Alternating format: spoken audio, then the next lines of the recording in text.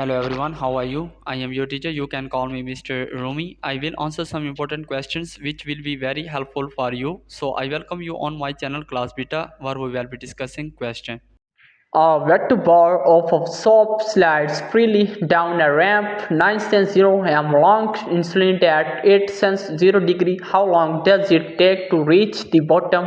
Assume correct answer is the wet bar of soap will take approximately 4.08 seconds to reach the bottom of the 9 m long ramp inclined at 8 degree. This calculation is based on the principles of kinematics, specifically the equations of motion. For motion along an inclined plane, the time taken for the soap to slide down the ramp can be determined using the formula T equal SQRT frac 2SG CDOT sin theta, where T is the time taken as S is the length of the ramp 9 m, G is the acceleration due to gravity 9 1 m by S2, theta is the angle of inclination 8 degree. Substitute the given values into the formula to find the time taken for the soap to reach the bottom of the ramp.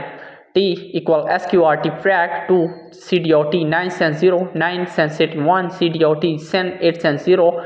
T equal SQRT frac 18 9 sin 1 CDOT 0 sans 1 3 9 1 7 3 1. T equal SQRT frac 18 1 sans 3 6 7 7 2 7 1.